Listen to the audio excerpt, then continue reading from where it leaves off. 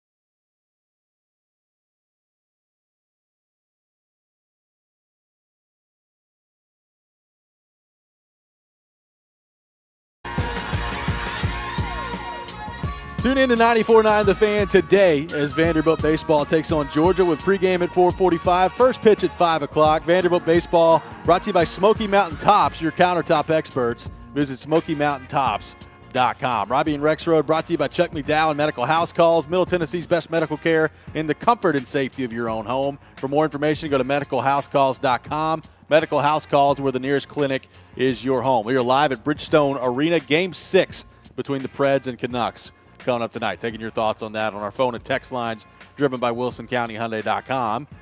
Tyler Boyd, Joe, apparently meeting with the Titans yesterday. Paul Kuharski put it out there that he left Nashville without a deal, but that there remains interest between both sides. We talked a little bit yesterday about the possibility of adding Boyd to the mix there and what that could do for this wide receiver core. What would – in one offseason, let's say this plays out and it happens, and they go from what we saw last year in that wide receiver room, which was basically DeAndre Hopkins, a little sprinkle of NWI. That's about it in the wide receiver move. Chris Moore made some catches here or there. If they go from that to Hopkins, Ridley, Tyler Boyd as your starting trio, your three wide receivers that'll be on the field the most, how big of an upgrade is that in one offseason? What does that do for this team? It would threaten the cornerback upgrade, although I think the cornerback upgrade would still definitely take the cake. But, man, what a transformation that would be. By the way, good job, Paulie, making yourself useful, unlike Stilly. Yes. Interesting that he was here. There's no deal. Out there searching for the best deal, but clearly there's interest, and this could really happen. Yeah, it would be. It really is. When you think about it like that, like you laid it out there, that last year's receiving core compared to this. And obviously, they did have one standout, unlike the corner group last year. I mean, I guess you could say McCreary. But McCreary did what he could. But he's in the slot. But they had one standout at least at receiver, and it was Hopkins. And I don't know if Hopkins can – at some point, I guess you wait for someone to fall off a little bit at his age. So I don't know if he's going to be able to – actually, his production probably will go down a little bit with better receivers. But that's the other two guys coming in, that's a big deal. Boyd is, I guess you could always play the game of how much did Boyd benefit from chasing Higgins, right? I mean, he had Joe Burrow throwing to him. I mean, he had great conditions around him. He was a 1,000-yard receiver before those two ever got there. He was, but that was a few years ago. It was. So, but clearly an upgrade. There's no doubt. There's no doubt it would be an upgrade. He's reliable. He obviously knows Brian Callahan's offense. I mean, I think it would be a perfect situation. And then, even though Jared likes to joke, I mean, I think that definitely spells probably the end for Kyle Phillips. And then it probably means Jaquan Jackson can – basically, you look at him like he's their hopeful returner, and then Burks is your fourth receiver, and NWI is your fifth receiver. I mean, if Boyd comes in and you're able to find a deal for him, you're talking about – I mean, it's not – by no means is it an elite wide receiving room, but it's a pretty darn good one all of a sudden with those three. You have totally revamped your corner room. You have drafted what you hope to be – your franchise left tackle. Now we'll see if he actually ends up being a franchise left tackle. You've added kind of that big body up the middle to go along with Simmons. I mean, you've signed a center. There's a lot. That's a lot that you've done in one offseason if you're Rand Carthon and the Titans. So, you've gotten a lot of texts from other GMs. You have gotten a lot of texts, apparently, from supporting other GMs. your picks, and I mean, that's, Jerry hopefully he's wants to know whether texts. or not you believe Rand Carthon, yes or no. That's his question to me. I couldn't care less. I could not care less. He's not going to be happy with that answer. Who gives a crap? He's not going to be happy with that answer. Switzerland. Someone on the text line said you deserve an Oscar for being Switzerland. You don't. You need to yell at him. You make me yell at him all the time. I prefer it when you yell at him. It's a lot funnier. Sometimes you want to yell at him, though. Sometimes I do. You just not as often as you do. Yeah. Not as often as you do. Yeah, I don't care. I don't do that Stephen A. Smith gif. I don't care. I don't care. Think about like driving yourself crazy trying to figure out if someone's lying about texts they got from other GMs or not. My God. Andrew on the text line. I am so thankful for a staff that's worrying about something other than running it 35 times per game. I mean, they signed Tony boy. Pollard, too, so we don't know that they're not going to run it 35 Yeah, times a game. that's They fine. got two pretty good backs. Got rid of that 1983 offense, yeah. Two pretty good backs out there. They do. They might hand off some this year. J.C. Latham. How about this? Run blocking demon. He is. Just saying. Doug and Franklin. There's a rumor that Jawan Jennings could be available for a fifth-round draft pick. Does that make any sense if Boyd does not get signed to a deal? I've not seen this rumor, but Jawan Jennings certainly it's a very played well specific in the Super Bowl. rumor. Yep. Yeah. First of all, that would kind of surprise me because he's been a nice depth guy and kind of energy guy for them, make some plays. I like Jawan Jennings. I don't know that stylistically he's what you're looking for. I mean, I love what he brings. Like I said, the intensity and all that stuff. He'll make plays. But I don't know that. I think the receiving core, and certainly Ridley brings that speed element. That's the idea. That's the hope, right? That he brings that speed element they've been missing. They've got big bodies who can make contested catches, although Traylon Burks, I guess I'm counting him in that, and he actually hasn't demonstrated much ability to do that in NFL games. So I don't know that Jennings is a fit stylistically. Wes in Clarksville says, when a player makes a visit and then leaves to search for money, wouldn't that be a bad sign because they're more concerned about money than winning football games? To which my reply is, DeAndre Hopkins did the exact same thing last year. Yeah. It worked out pretty well. I mean, when anyone interviews for any job, if there's another possibility of someone hiring them, are they not supposed to see if they could get more money at one of the jobs? That's concern. They got to be only care about this company succeeding. They can't worry about their salary. Sorry, Wes. I think Jared has got me so pissed off now that I'm just going to snap on everyone. Let's go to our 102.5 The Game phone line, driven by WilsonCountyHyundai.com. Welcome in Adam in Portland. Adam, good morning. Thanks for calling in. I think I've got a plan to just fix all this, Joe, because I've said the same thing. Like, I don't know why it's, like, unnecessarily ticking me off, like all this stuff he's making up. I'm just going to wait till Barry Trotz comes on the show and texts the entire segment that dude's lying. Like, that's a lie. The GM, he's lying. He's clearly lying. Like, just do it, because we know he's not.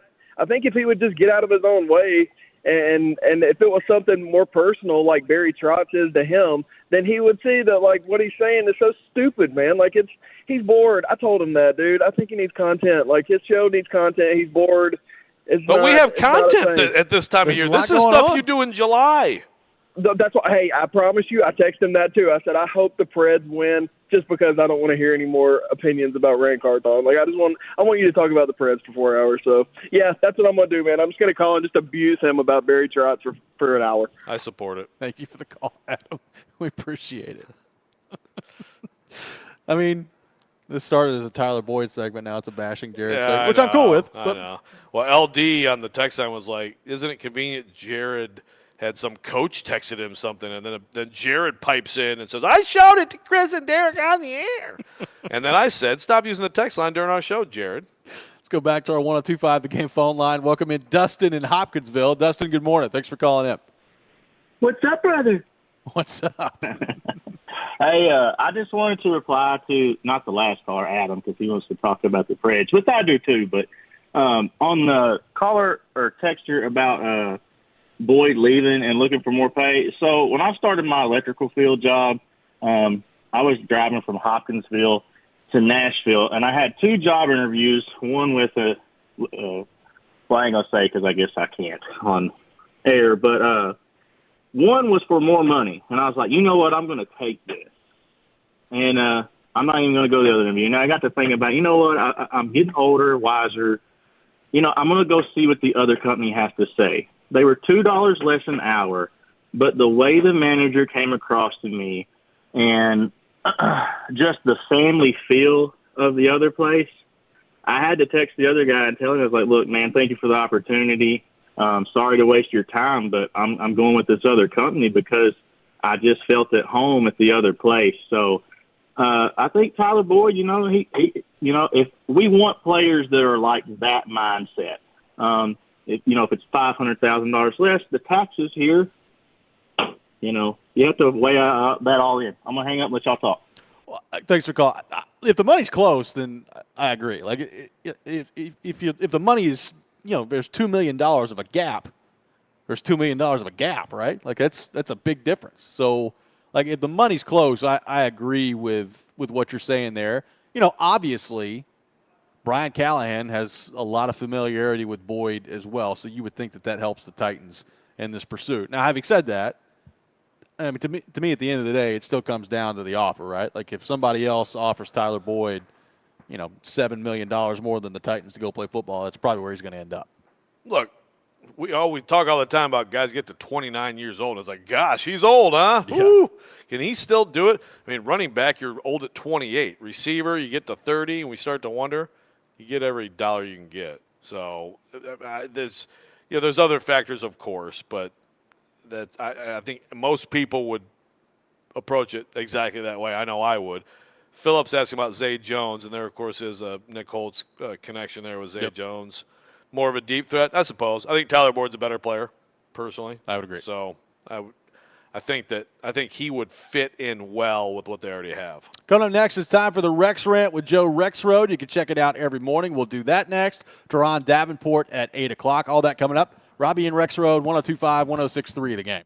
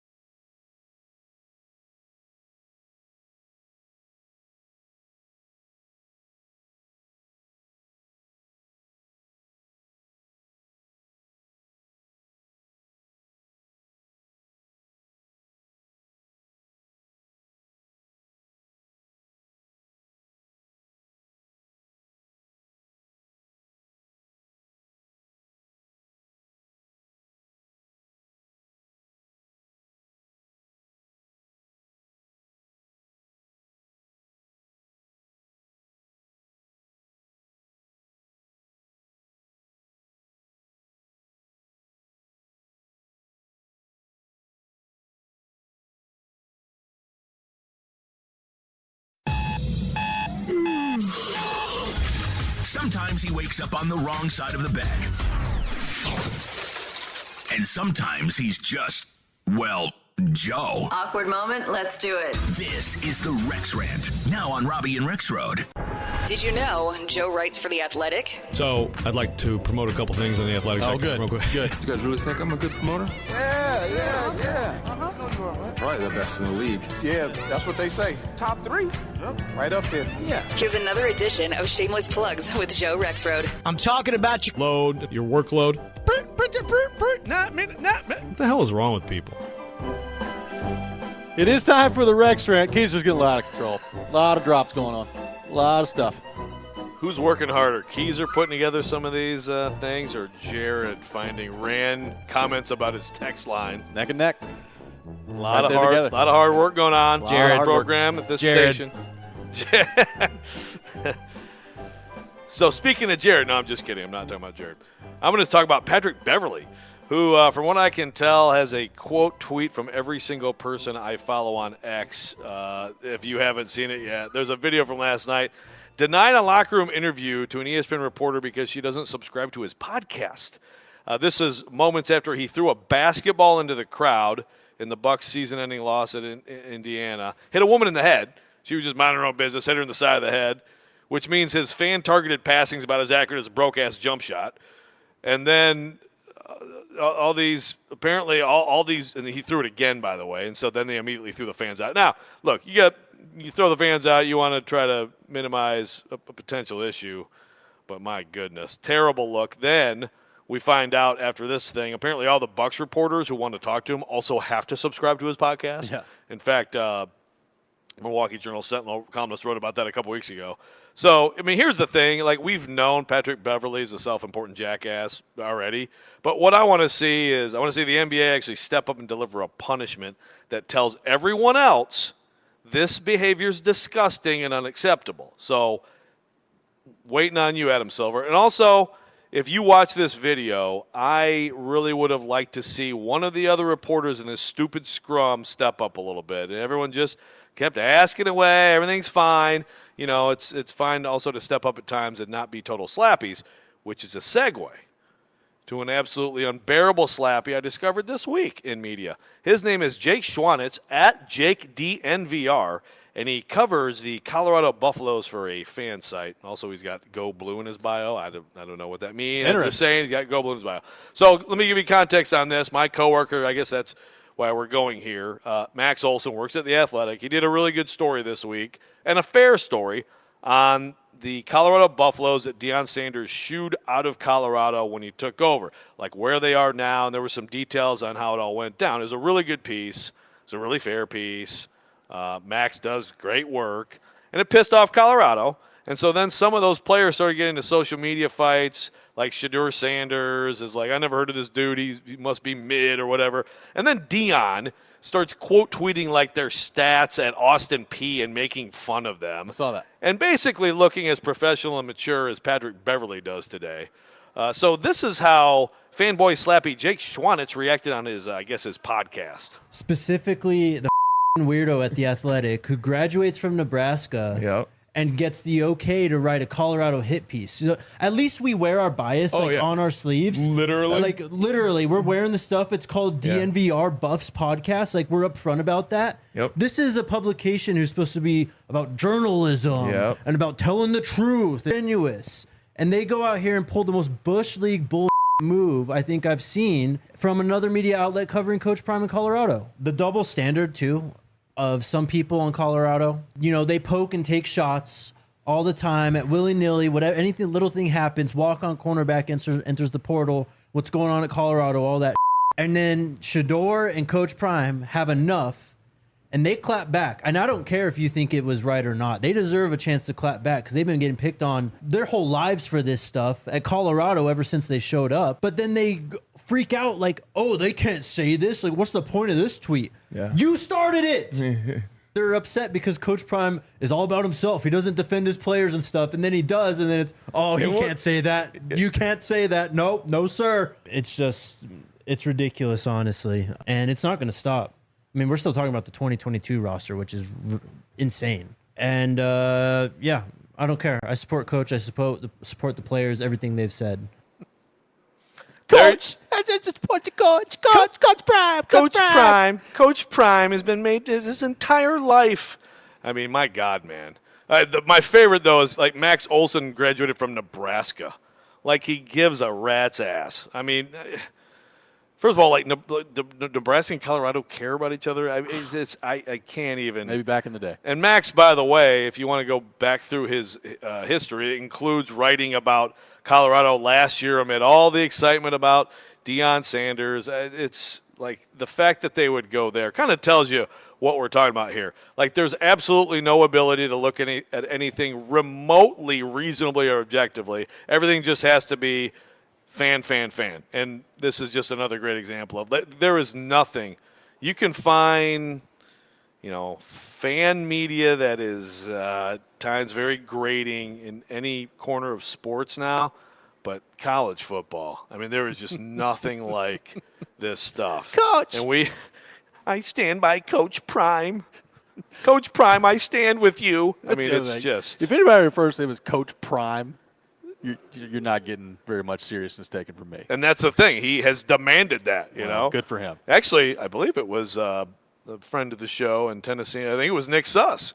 I believe it was Nick Suss who was just going, okay, so Deion, it's Coach Prime. So anyway, Deion, and then interview over. Yeah.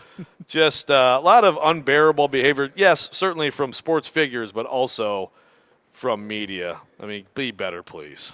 I am very fascinated to see how good they are this year. I mean, look, they were the story of college football last year for about 3 weeks. And then it was done, and they got the crap beat out of them by Oregon. And then they actually started to play, real teams on a schedule. It didn't go very well for Colorado after that. Look, obviously they had some injuries that they dealt with too. But, I mean, Shedeur Sanders, we were talking about the quarterback class for 2025 the other day. And I think he's the betting favorite right now to be the number 1 overall pick. So, look, a lot can change from now until then. A lot will change between now and then. I am interested to see how that goes for Deion up in year 2. Better win a lot this year with Travis Hunter and Shedeur. Yep. Better win a lot this year. And I've gone back and forth on this too because I was swept up in it last year. I was like, this is great. This is so fun. And look at what they're doing. They're fun to watch. And then he does the demotion, the staff, and you can see it's an emperor with no clothes. Eventually, his approach to high school recruiting is insane to me. Like he doesn't visit. It's not sustainable. If he proves me wrong, great. It doesn't change that. Like you are a head coach. You are a quote, leader of men. You have all these young people who you are responsible for. You also have had an incredibly successful career in sports, and you lower yourself to ripping on some kid who plays for Austin Peay because of his stats. My God, there's a lot. There's a lot this week that glad we were able to cram it all into one segment, but jeez. 615-737-1025 is our phone number, 615-737-1025. Coming up next, we'll be joined by Teron Davenport, ESPN NFL Nation Titans reporter, host of Talking with TD. We'll get his thoughts on the potential addition of Tyler Boyd for the Titans and his thoughts on the 2024 draft class now that it's wrapped up as well. All that coming up next. Robby and Rexrode, 102.5, 106.3 The Game.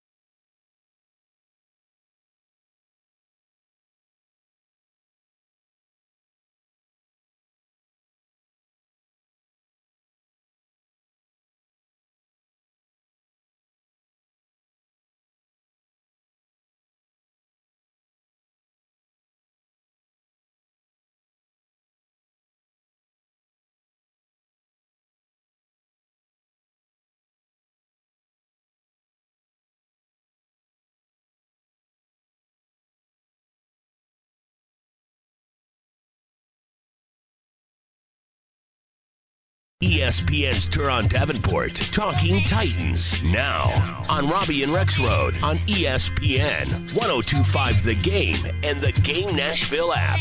It is that time of the week here on Robby and Rexrode. We do it every Friday morning at 8 o'clock. Turon Davenport, ESPN NFL Nation Titans reporter, host of Talking with TD on our 102.5 The Game phone line, driven by WilsonCountyHyundai.com. TD brought to you by ESPN Bet Sportsbook.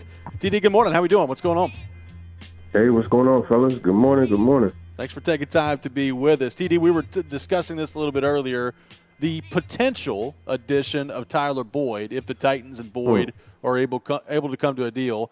If that happens, how do you view him, his fit here with the Titans, and the upgrade in one offseason of the wide receiver room if it goes from what it was last year to Hopkins, Ridley, and Boyd as your main three? Yeah, man, it would be a tremendous upgrade if you could add Boyd. I think when you look at what he does as far as work in the middle of the field, it's tight end-like. And we know that young quarterbacks, right, they tend to gravitate towards tight ends. So I could see a guy like Boyd, working that slot and just being there in that 10 to 15-yard range, in the middle of the field, being perfect for a guy like Will Levis. And he's such a reliable pass catcher. I don't know what his percentages are as far as, how many completion percentage per game or whatever the analytics use, but I do know that he's a very reliable receiver. If they were to do this, TD, a couple things. First of all, compare that group's improvement in one offseason to the cornerback groups. I mean, I still would put the cornerback group ahead because it's a total transformation, but I would think that those would be the top two. And then also, what would that mean in your mind for the everybody else behind those three and how it would work out in your mind? Yeah, I think the corners, they've been improved more. Chidobe Awuzie is an underrated defender. I'm not going to say locked down, but he's a guy that's always in phase. He rarely gives up big plays. And then, look, man, there's no disputing that L'Jarius Sneed is at the minimum a top three corner in the league. So that unit has been upgraded, and you guys know how I feel about Jarvis Brownlee Jr. I'm really big on him. So I think those upgrades were there. But you have to look at the receiver group and think about it as a receiver. If I'm Traylon Burks, if I'm Kyle Phillips, if I'm Westbrook Kenny, everybody outside of Ridley and Hopkins, I feel challenged. And I'm like, yo, okay, you want to bring people in to do what I'm supposed to be doing, I'm going to show you. And it's just like Chris Sanders said, right? You either get bitter or you get better. And if it were me, I would get better. And I think this is really going to show you what Traylon Burks has inside of him. And I love the fact that you got a talented player like that being challenged. And I'm curious to see how he's going to respond. So, TD, this is the first time we've talked to you since the draft is complete here. I want to focus on the Sweat pick. Obviously, if you watch his film at Texas, the dude's an absolute monster. I mean, there's no doubt about that. There's the DWI part of this, but there's also the weight part of this when it comes to – there are reports that he was playing around 380 last year at Texas. So I think the general consensus in the NFL, not that this means anything when they start playing, but the consensus among the draft experts is maybe the Titans reached a little bit with Sweat at pick 38. How do you view the Sweat pick at 38 and everything that kind of encompasses that pick? Yeah, I don't think it's a reach. You look, there were 2 D tackles selected a few picks before him, and then one was selected right after him, and 3 more were selected all the way up to pick 54. So I don't know that they did reach for him. He was a guy that they liked, that they looked at it, and they knew how the board was going to go, or had an idea that there was going to be a run on D tackles. Rand Carthon said that, and he was the D tackle that they liked. So if that's the case, then you take your guy. And I think when you look at it, you also have to turn around and understand how confident they are with the support system they have in place. Jeffrey Simmons, I think, is a really good example of how you take, like I said on Talking with TD this week, he's an example of how you take a frown and turn it upside down, right? Because now when you think about Jeffrey Simmons off the field, you smile because of the Give Him a Reason impact, because of, being there for the Rock the Runway event that he had for kids, with cancer. They took over for Kevin Byard and Jarrell Casey before him. So I think you have a perfect example there. You got Keandre Coburn, who is one of his old heads, like his OGs from when they were at Texas. You got Tracy Rocker. You got Denard Wilson.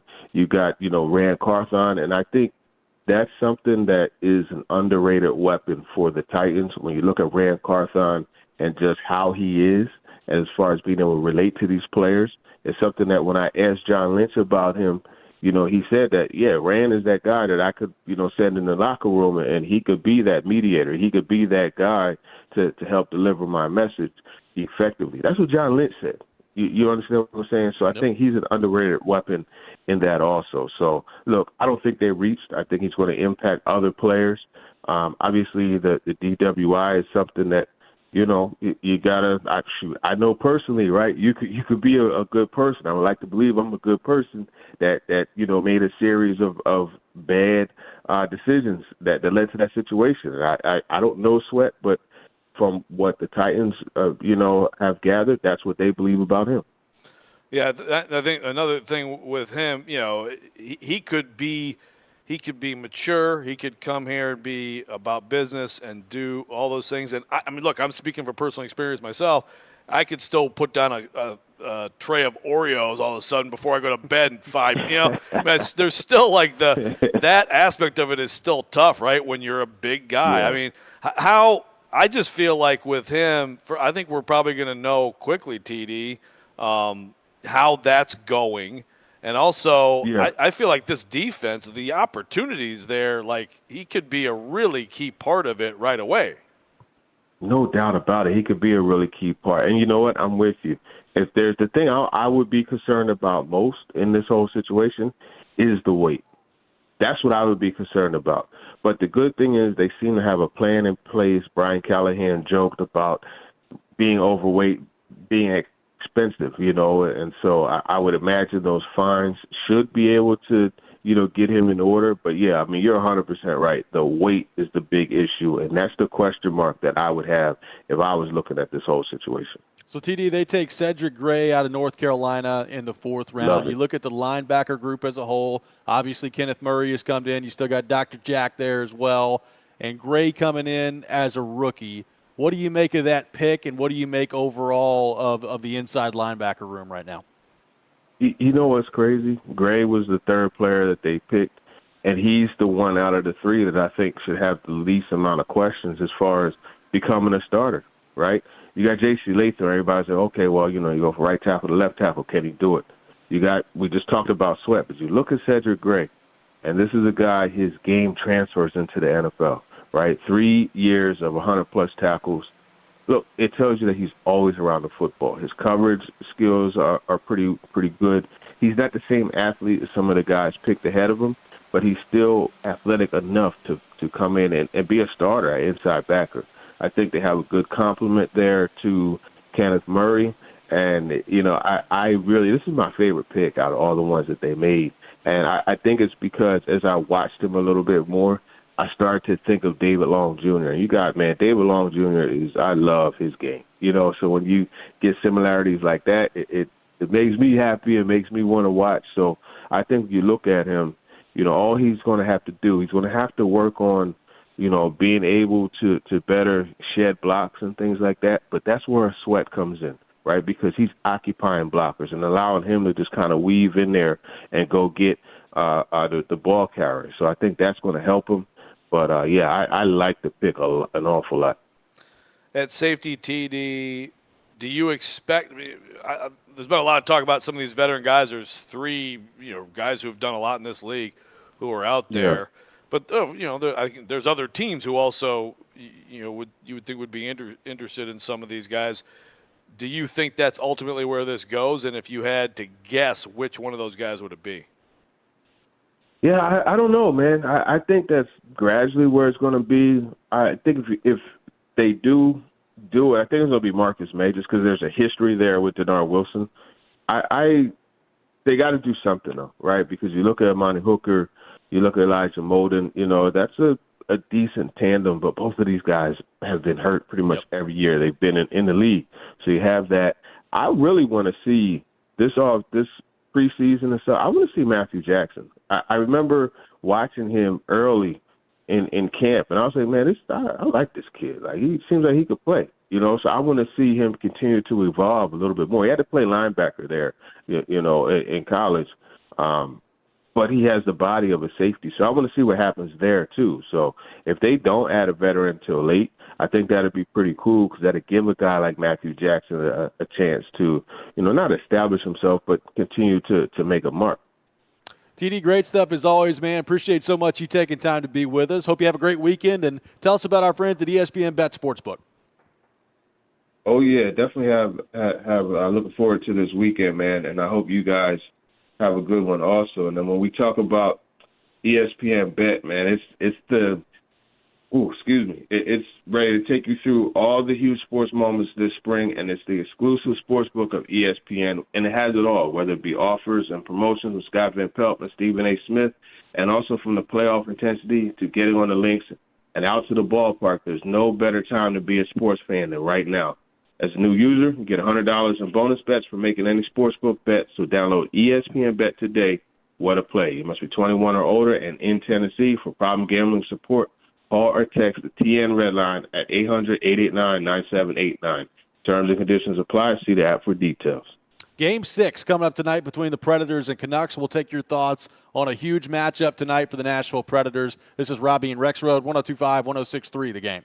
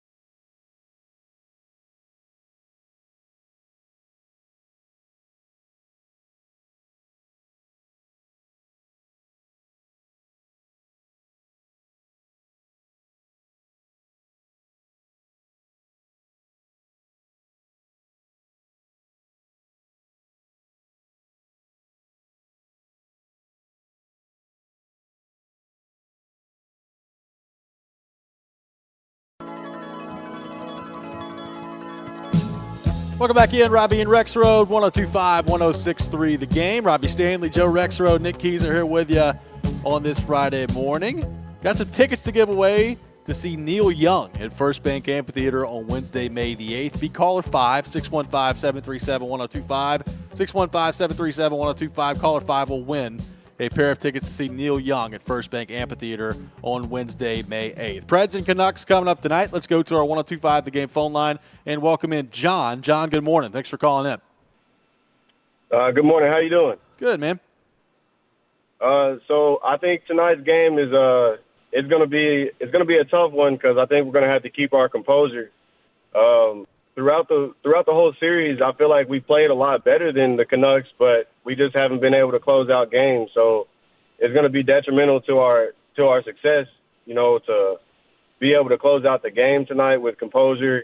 And, that's my take on it. Yep. Thanks for the call, John. I mean, it is – if the Predators get through this, whether it's tonight or in Game 7, and they don't win, and they don't win the series, obviously the first thing people are going to look back is Game 4 and your inability to close that game out.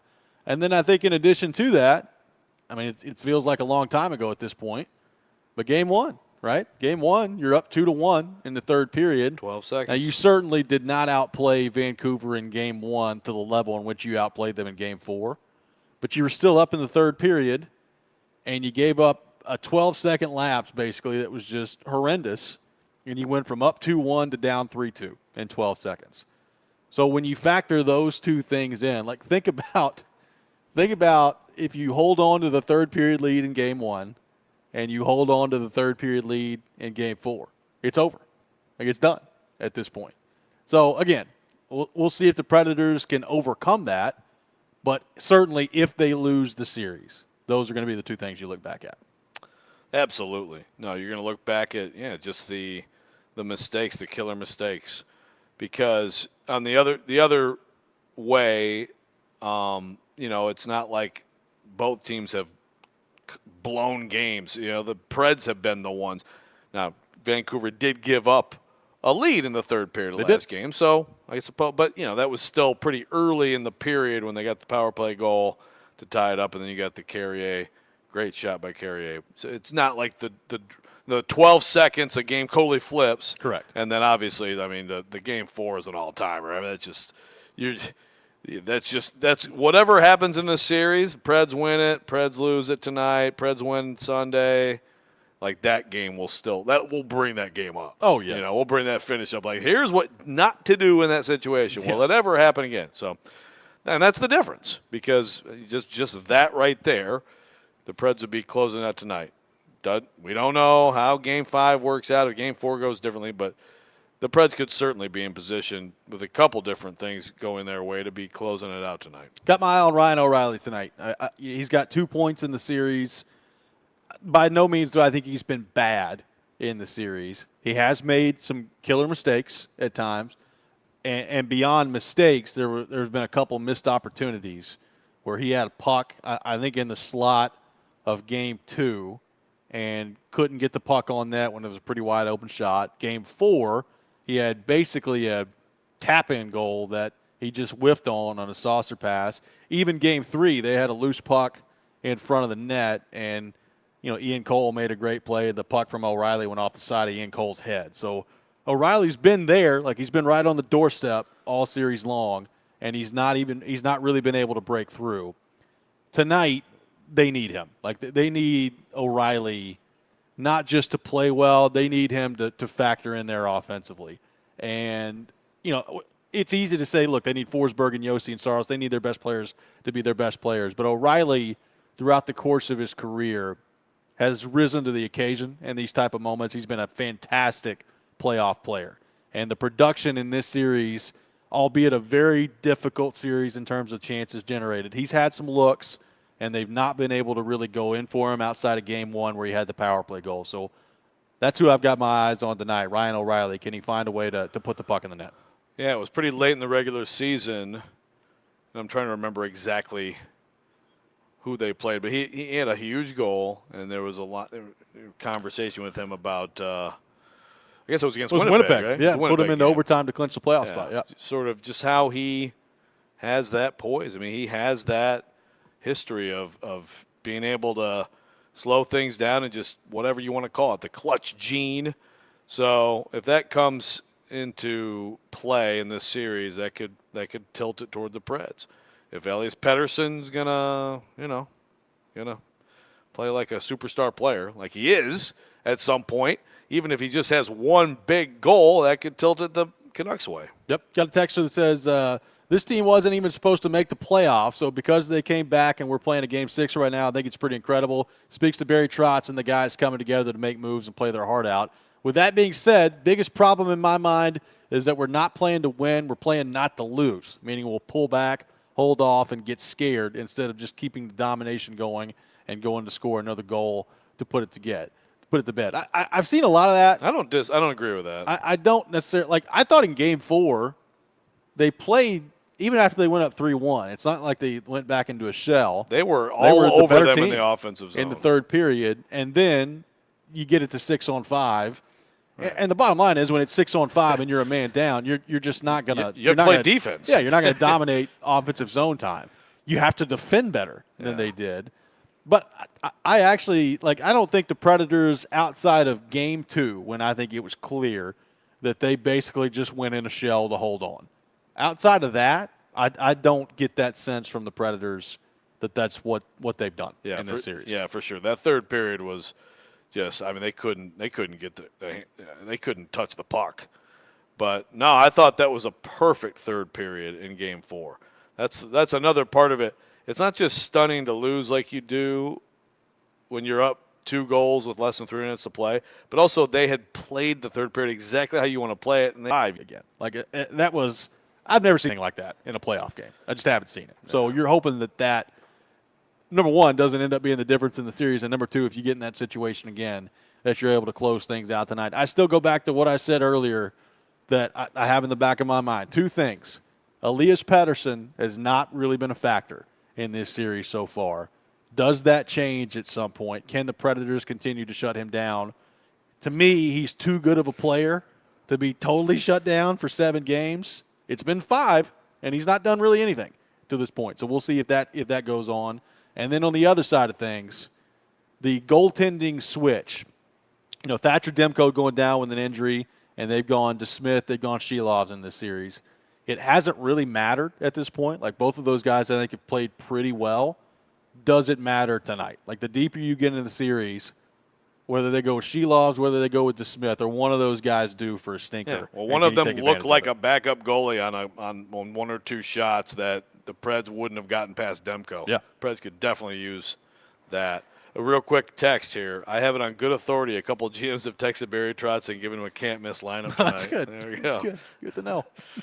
A lot of texting going on with those general managers. A lot out there. GMs are texting each other, man. Right. Coming up next, it's time for weekend winners. We'll pick Game 6 tonight between the Preds and the Canucks. A lot of really interesting games in the Stanley Cup playoffs that we'll get to as well. You're listening to Robby and Rexrode, 102.5, 106.3 The Game.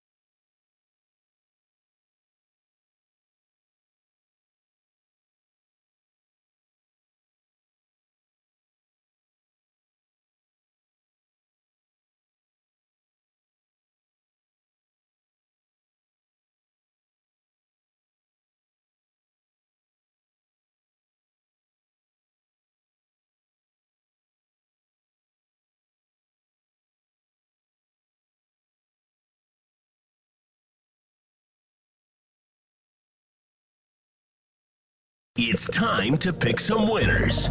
We hope. Robby and Rexrode have weekend winners for you.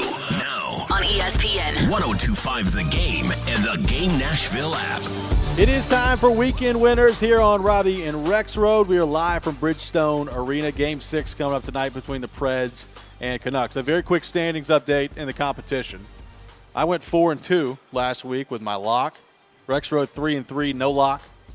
Keyser 1-5, no lock last week, which brings the overall standings. Robbie Stanley, 38-22, 8-2 on my locks, good for 46 points. Dang. Joe Rexrode in second place, 32-28, 6-4 on his locks, 38 points. Nick Keyser, the same record, 32-28, 3-7 on his locks, 35 points. So I have a significant lead in the competition right now. We'll see if that can continue. With that in mind, I don't like that. Let's begin with the game of the day. The Canucks and the Predators coming up in Game 6 tonight at Bridgestone Arena. Can the Predators force a Game 7 in what will be an incredibly pressure-packed situation for the Vancouver Canucks back home, if that is the case? Joe, before the series, I said Preds in 7. So far be it from me now to go away from that. I'll go Preds win tonight in Game 6. They'll force a Game 7 and win it. But we're not picking Game 7 here today because we don't know for sure it's going to happen. But I'll go Preds tonight in Game 6. They get the win, and they force a Game 7. Joe Rexrode, Canucks and Preds on the puck line tonight. Who you got? Well, I went Canucks in 7, which means that I would stick with that and pick the Preds to win tonight. And yet I reserve the right to change my mind. I'm going to go Canucks. I think the Canucks get it done tonight. I think it's another game just like this series has seen. I think the Preds will play well, but we've been talking about it the whole show, and that's my prediction. Pettersson with a huge power play goal is the difference tonight. So Joe going with Vancouver tonight in Game 6. Nick Keyser, Preds, Canucks, Game 6. Who you got? Contrary to what I actually picked to start off the series, I'm going to change my mind as well. I believe I picked Vancouver in 6 on our program, but I'm going to go Preds tonight. I just think there's an aura in the building that we've not seen in quite some time take over. So give me the Predators in this one. Should be a fun one. I'm excited for it. So Keyser going with the Preds tonight in Game 6. Game 7 between the Toronto Maple Leafs and the Boston Bruins. Boston was up 3-1 in the series. Austin Matthews has missed both of the last 2 games. Toronto's won them both, and they're going on the road to Boston for Game 7 coming up tomorrow night. Joe, we start with you. Straight up, who you got between the Bruins and the Leafs in Game 7? I don't know what's wrong with me, but I'm going with the Leafs. Wow. Hold on. I just got a text from one of my friends at Toronto that they were going to pick the Leafs too. Oh, boy. That's a lot of Leafs love. WHMR. I see what you did there. Nick Keyser, Leafs, Bruins, Game 7. Who you got? I'm going to go with the Maple Leafs. I think they get it done. Nylander last night had 2 phenomenal goals. I mean, if Austin Matthews doesn't play, they've proven that they can come back. I feel better about their goaltending as of late. Joseph Wall, I don't know why he wasn't the starter from the start. Wow. Yeah, good job, Joe. But anyway, thank you. Give me Maple Leafs, Game 7. Boston clearly has some issues going on, and I think it's too much. This is why you're winning the competition. You're just going to take the Bruins and lock. laugh at us. Lock. Lock, I know. Locking down what the are we Bruins. doing? This is setting up to be so beautiful. Where everybody thought Toronto was done. They were talking about breaking things up, and now they've got a ton of hope. They played great last night in Game 6. Core At four. one point, they're out shooting them 15-1.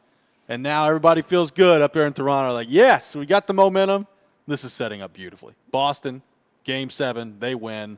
I'm locking it down. Can I change my pick? The Stars and the Golden Knights coming up in Game 6. Dallas was down 0-2 in this series. They've won 3 games in a row, and they're going for the closeout on the road in Game 6 tonight. Nick Keyser, who you got between the Stars and Golden Knights in Game 6? I think the long-term IR and Vegas get it done tonight, fellas. I really do. So Mark Stone, I think, plays a big factor in this one as well. And I'm looking forward to seeing a Game 7 where Matt Duchene either tears it up or looks absolutely god-awful. No in between. Jeez, I like that. I'm going to go Vegas tonight, too. It's difficult for me to imagine Dallas running through 4 in a row here. But, I picked Dallas to win the Cup. I think they're a really good team, obviously. But I'll go Vegas tonight for a Game 7 at home for Dallas. Joe Rexrode, Vegas and Dallas coming up in Game 6. I'm stunned because I'm doubting this pick too, but I also am going Golden Knights. I see this series as the exact replica of Preds Ducks 2016, which the Preds had to, find a way at home, and then Golden Knights are going to go win Game 7 too. Wow, I like that. We move to the individual portion of the program. Joe Rexrode, your first individual selection. Yeah, Cavs Magic tonight, Game 6 in Orlando. It's been a home team dominated series. Magic are -3.5. Give me the Magic. Make it my lock. Locking down on the Orlando Magic at home against the Cavs coming up tonight, -3.5. Nick Keyser, your first individual selection.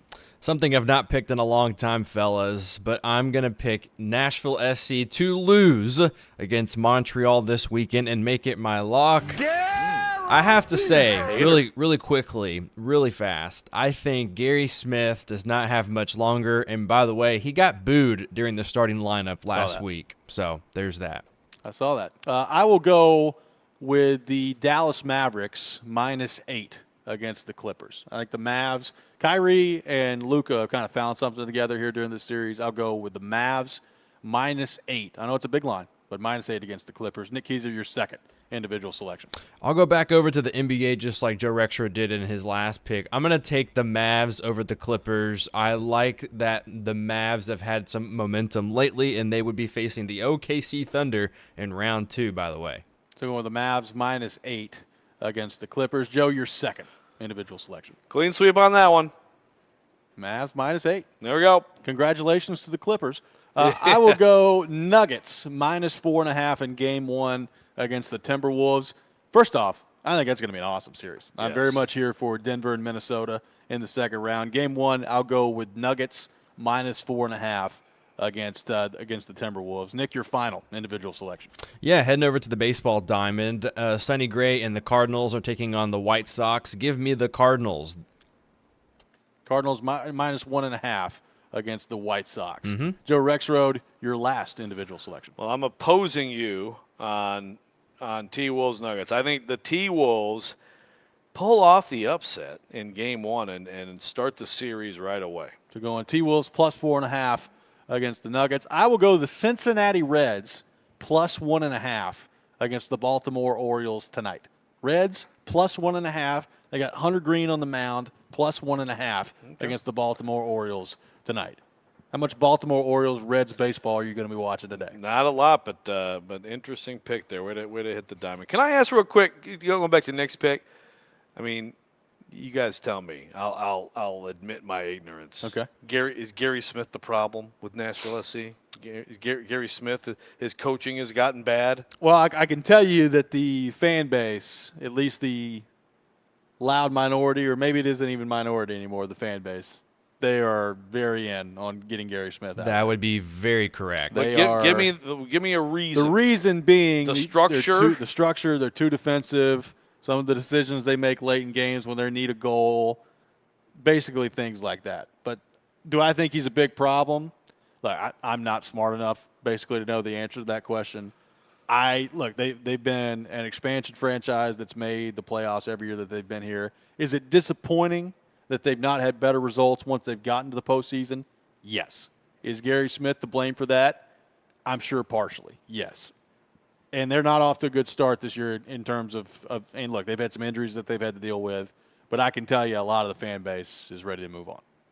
I don't know if that's the right move or not, but they're ready to move on. Nick, your thoughts? No, that'd be exactly right, quite frankly. I mean, Walker Zimmerman, he's getting back to health, and I think that's been a main issue, like you said, injuries. And Randall Leal, he's a guy that's just lingering. He's literally a body that does nothing on that team anymore. He's been injured, and I feel bad that that's the case, but that's the sad truth for him. I think moving forward, I'm curious to see what Jacobs, the GM, does, and ultimately, at the very end of the things as well, just thinking about that franchise right now, goaltending's not really the problem. I think Joe has done a really good job back there. Way to go, Joe. But, I think if they're going to add something, they need to do it quickly. And also, too, I don't think Sam Surridge has played up to par. I think in certain games I would agree with that. He's had flashes.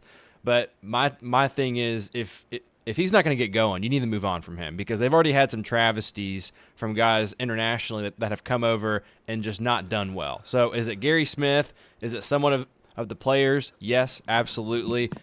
Can they get it done this weekend? I just don't think so. They have not shown that they can hold a lead, not even a 2-goal lead at times, and it's been very disappointing. And they also traded away someone 2 weeks ago, Mackenzie Gaines, who could have been someone that you could have relied on for depth.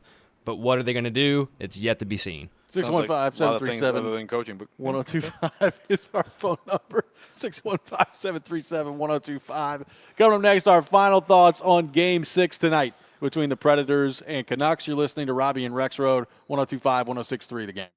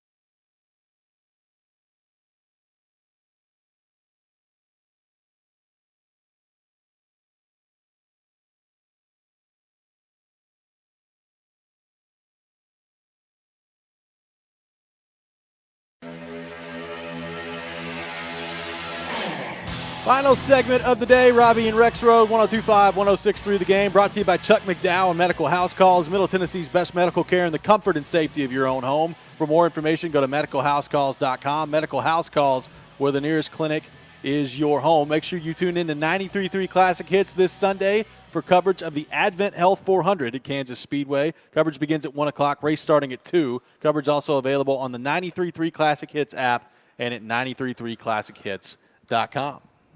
Thanks a lot, Chase, for showing up with your own coffee. None for us. I really hope they've got some down in this room. Otherwise, Rexrode's going to go nuts by the time morning skate happens here for the Predators and Canucks in Game 6. He's powering through today. Going to pass out, like flop onto Luke Shen and then pick up the stomach bug and spread it all over the press box. It's going to be a total disaster because no one will get me coffee today. Joe, if they don't have coffee, I'll go get you one. Wow, that's a bold statement from Keezer. They should have it, though. You just said that publicly. Okay. Yeah, but that's fine. I've been there most mornings with Robby. Robby, have I had coffee when I'm down there? Yeah. Exactly. There you go. So you got Vancouver winning tonight in Game 6. Ultimately, what do you think the difference is tonight, and what do you have in terms of the reasoning Vancouver closing it out? Yeah, it's just a feeling. And to me, it's a toss-up. The series really is a toss-up series. Yep. It's a toss-up game. I think the Preds are going to come out and play well. I ultimately think Vancouver is a little bit better. And what you said a few times on this program today about the goalie situation mattering, it hasn't yet. There's a lot of things that if this happens, then this happens. So if that's the case, well, then I like the Preds. Can they squeak a week one by, right, and sort of just take advantage of what they had. They have an advantage in net. Can that play out? Will Ryan O'Reilly come up with something big? He would be the guy I think you'd look at. On the other side, again, like I said, I'm going Pettersson on the power play. The Preds power play has been bad, 2 for 19. The Canucks are 2 for 13. Yep. So both of these teams, based on their regular season numbers, are underperforming the power play and overperforming the penalty kill. I think the Pettersson, it's too theatrical almost to pick it, and yet I can totally see it happening. He's too good, I think, to go through an entire series and not make one key offensive play. And I think that's the difference in my little pick here. But it's a toss-up. Yeah. And I'm totally with anyone. You said it, anyone who says it, if the Preds can find a way tonight in what should be a great atmosphere, then absolutely the pressure goes all to the Canucks. It does. I'm interested to see tonight. Number one, it's one thing to come out of the gate strong and to control play in the first 10 minutes of the game. I expect the Predators to do that. I think there's something to that. When you're at home in the playoffs. That's what the Canucks did the other night. Yeah, particularly when you're at home in the playoffs and it's an elimination game. Like I think you're going to see the Predators come out of the gate really strong. But can you convert when you do it? Like it's one thing to come out of the gate strong. It's another thing to be able to put one or two past them and really allow the doubt to start to creep in. And not just the doubt, but have your work pay off for you. Like if you can get a goal or two to go for you in the first 10 minutes. Number one, the building comes alive. Number two, you play with the lead, which is what it's still what you thrive at, Game 4 notwithstanding. But can you find a way to hit the back of the net a couple times in the first 10 minutes? If you can do that, then I love your chances. If Vancouver is able to survive kind of that first wave tonight from the Predators, then I think things start to get a little hairy. I would be very surprised if the Predators control the game tonight at the same level they controlled it in Games 3 and 4. And look, maybe that ends up being a good thing. Like I said, the actual results in this series have been so weird that the team that's played better for most of these games haven't won. But I would be surprised if the Predators have as much of an edge territorially tonight as they did in Games 3 and 4. If they do, good on them. But I think it's going to be an absolute dogfight out there tonight. Finally, we got a crowd here, a raucous crowd. Yes. Oh, hey, by the way, Alex Doherty brings his own coffee, too. No one brings us a coffee. No one brings us anything. For a minute, I thought he was actually going to bring that for us to, pass around and pass it. Like Kaharski. There you go. Puff, give, Kaharski. But, we're finally seeing it We're finally seeing it start to enliven around here. Yep. People walking around the building. We have morning skate in 40 minutes. About 40 minutes from now, and it's gonna be great around here. I see a lot of endorsements for people to get here super early today. Yeah. I would probably a good idea if you can. If you're able to do it, I would say they're going to be opening the doors at 3:00 today. So clearly, number one, I'm interested to see what the weather does. Could be a little rainy, but they're going to open the doors at 3. If you could get down here early, if you're coming to the game, my advice would be to do so because, you do have the Morgan Wallen concert. I think there's something going on at the Ryman tonight. It's every place has something. Yeah, it's going to be packed down here. So I would, if you're able to do it, I would advise you to get here as early as possible. I have heard through the grapevine some things about the pregame that they've been working on that I think the fans are going to enjoy as well. So I would get here. I'd get here. They want you in your seat by 5:45. They're going to play Run This Town. That's all Doherty's been tweeting about all week. Yeah. Play Run This Town. Play Run This Town. They better respond well if they do it, though. Better than glorious domination. Fans have been clamoring for it all week. If they do it, you better get up. You better cheer. Better get ready to go. That's what the pregame hype video is about. I just got a text. Rand Carthon? They agree that they should play Run This Town. That's good. That's good. That's good. I'm going to show Jared. Everybody show Jared all your texts. By the way, real quick, shout out to DJ Burnside, who I tweeted out Paul Scorbina's awesome Flamey Cheetos. Yes, hoodie and shoes, and Burnside has put together a deviled egg hoodie and